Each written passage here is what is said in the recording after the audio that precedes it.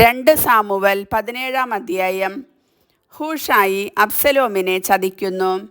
Ahithophel അബ്സലോമിനോട് ചോദിച്ചു, 12000 പേരെയും കൂട്ടി ഇന്നു രാത്രി ഞാൻ ദാവീദിനെ പിന്തുടരട്ടെ? അവൻ ക്ഷീണിച്ച് ധൈര്യം കെട്ടിരിക്കുമ്പോൾ ഞാൻ ചെന്ന് ആക്രമിക്കും.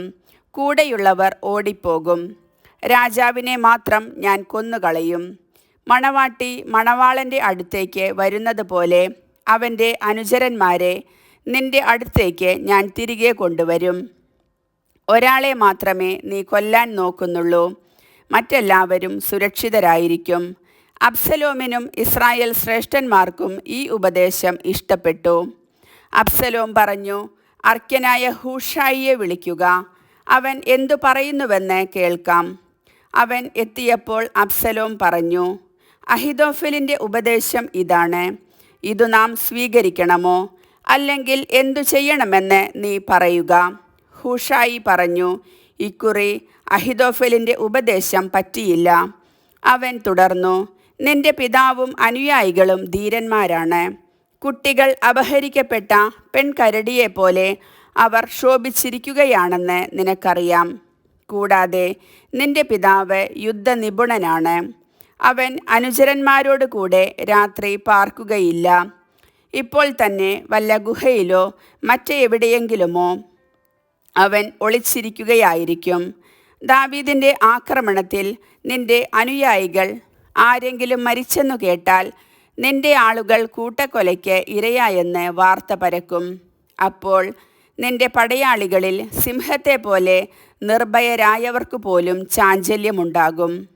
നിന്റെ പിതാവ് വീരനും കൂടെയുള്ളവർ പരാക്രമികളുമാണെന്ന് ഇസ്രായേലിൽ ആർക്കുമറിയാം. എൻ്റെ ഉപദേശം ഇതാണ്. ദാൻ മുതൽ ബേർഷെബ വരെ കടൽക്കരയിലെ മണൽത്തരി പോലെ അസംഖ്യമായ ഇസ്രായേലരെ ഒരുമിച്ച് കൂട്ടി നീ തന്നെ അവരെ യുദ്ധത്തിൽ നയിക്കണം. ദാവീദ് എവിടെയായിരുന്നാലും നമുക്ക് അവനെ കണ്ടുപിടിക്കാം. നിലത്ത് മഞ്ഞുതുള്ളി വീഴുന്നത് പോലെ നാം അവൻ്റെ മേൽ ചാടി വീഴും. അവനോ കൂടെയുള്ളവരോ ജീവനോടെ ശേഷിക്കുകയില്ല. അവൻ ഏതെങ്കിലും പട്ടണത്തിലേക്ക് പിൻവാങ്ങിയാൽ എല്ലാ ഇസ്രായേൽക്കാരും കൂടി ആ പട്ടണത്തെ വടം കൊണ്ട് കെട്ടി താഴ്വരയിലേക്ക് വലിച്ചിടും. ഒരൊറ്റ കൽക്കഷ്ണം പോലും അവിടെ ശേഷിക്കുകയില്ല. അർക്യനായ ഹൂഷായിയുടെ ആലോചന അഹിതോഫലിൻ്റേതിനേക്കാൾ മെച്ചം തന്നെ. അബ്സലോമും എല്ലാ ഇസ്രായേലരും പറഞ്ഞു. അബ്സലോമിന് അനർത്ഥം വരേണ്ടതിന് അഹിതോഫലിൻ്റെ നല്ല ആലോചന സ്വീകരിക്കപ്പെടാതിരിക്കാൻ കർത്താവ് നിശ്ചയിച്ചിരുന്നു. പിന്നെ അഹിതോഫൽ അബ്സലോമിനും ഇസ്രായേൽ നേതാക്കന്മാർക്കും നൽകിയ ഉപദേശത്തെക്കുറിച്ചും താൻ നൽകിയ ഉപദേശത്തെക്കുറിച്ചും ഹൂഷായി പുരോഹിതന്മാരായ സാദോക്കിനോടും അബിയാതറിനോടും പറഞ്ഞു. രാജാവും ആളുകളും കൊല്ലപ്പെടാതിരിക്കാൻ മരുഭൂമിയിലെ കടവിൽ രാത്രി കഴിച്ചുകൂട്ടാതെ പെട്ടെന്ന് നദി കടന്നു പോകാൻ ദാവീദിനെ ഉടൻ തന്നെ അറിയിക്കുക, ഹൂഷായി ആവശ്യപ്പെട്ടു. പട്ടണത്തിൽ വെച്ച് തങ്ങളെ ആരും കാണാതെ ജോനാഥനും അഹിമാസും എൻറോഗലിൽ കാത്തുനിൽക്കുന്നുണ്ടായിരുന്നു. ഒരു വേലക്കാരി ചെന്ന് സംഭവിക്കുന്നതെല്ലാം അവരെ അറിയിക്കും. അവർ ചെന്ന് ദാവീദ് രാജാവിനോട് പറയും. എന്നാൽ ഇപ്രാവശ്യം ഒരു ബാലൻ അവരെ കണ്ടു. അവൻ അബ്സലോമിനോട് പറഞ്ഞു. അതുകൊണ്ട് അവരിരുവരും വേഗം പോയി ബഹൂറിമിൽ ഒരു വീട്ടിൽ ചെന്നു. അവിടെ മുറ്റത്ത് ഒരു കിണർ ഉണ്ടായിരുന്നു. അവർ അതിൽ ഒളിച്ചിരുന്നു. വീട്ടുകാരി കിണറ്റിനു മുകളിൽ മൂടുവിരിയിട്ട് അതിൽ ധാന്യം നിരത്തി. അങ്ങനെ സംഗതി ആരും അറിയാനിടയായില്ല. അബ്സലോമിൻ്റെ ഭൃത്യന്മാർ ആ വീട്ടിൽ വന്ന് സ്ത്രീയോട് ചോദിച്ചു, അഹിമാസും ജോനാഥനും എവിടെ? അവൾ പറഞ്ഞു, അവർ നദി കടന്നുപോയി. അവർ അവരെ അന്വേഷിച്ചിട്ട് കാണായികയാൽ ജെറുസലേമിലേക്ക് മടങ്ങി. അവർ പോയപ്പോൾ ജോനാഥനും അഹിമാസും കിണറ്റിൽ നിന്ന് കയറിച്ചെന്ന് ദാവീദ് രാജാവിനോട് പറഞ്ഞു, എഴുന്നേറ്റ് അതിവേഗം അക്കരെ കടക്കുക. അഹിതോഫൽ നിനക്കെതിരായി ആലോചന നടത്തിയിരിക്കുന്നു. അപ്പോൾ ദാവീദും കൂടെയുള്ളവരും ജോർദാൻ കടന്നു. നേരം വെളുക്കാറായപ്പോഴേക്കും എല്ലാവരും ജോർദാൻ കടന്നു. തൻ്റെ ഉപദേശം സ്വീകരിച്ചില്ലെന്നു കണ്ടപ്പോൾ അഹിതോഫൽ കഴുതയ്ക്ക് ജീനിയിട്ട് തൻ്റെ പട്ടണത്തിലേക്ക് പോയി.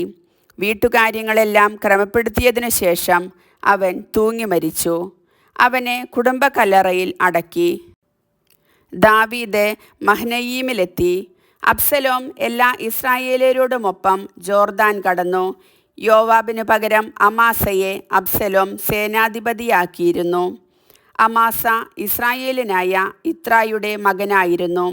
നാഹാഷിൻ്റെ മകളും യോവാബിൻ്റെ അമ്മ സെരൂയയുടെ സഹോദരിയുമായ അബീഗൽ ആയിരുന്നു അവൻ്റെ ഭാര്യ. ഇസ്രായേലരും അബ്സലോമും ഗിലെയാദ് ദേശത്ത് താവളമടിച്ചു. ദാവീദ് മഹ്നയീമിലെത്തിയപ്പോൾ അമ്മോന്യ നഗരമായ റബ്ബായിൽ നിന്നുള്ള നാഹാഷിൻ്റെ മകൻ ഷോബിയും ലോദേബാറിൽ നിന്നുള്ള അമ്മീയേലിൻ്റെ മകൻ മാക്കീറും റോഗേലിമിൽ നിന്നുള്ള ഗിലെയാദുകാരൻ ബർസില്ലായിയും കിടക്ക, തളികകൾ, മൺപാത്രങ്ങൾ ഇവയും ദാവീദിനും കൂടെയുള്ളവർക്കും ഭക്ഷിക്കാൻ ഗോതമ്പ്, യവം, മാവ്, മലർ, അമരയ്ക്ക, പയർ, തേൻ, തൈര്, ആട്, പാൽക്കട്ടി മുതലായവയും കൊണ്ടുവന്നു. മരുഭൂമിയിൽ ദാവീദിനും കൂടെയുള്ളവർക്കും വിശപ്പും ദാഹവും ക്ഷീണവും ഉണ്ടായിരിക്കുമെന്ന് അവർക്ക് അറിയാമായിരുന്നു.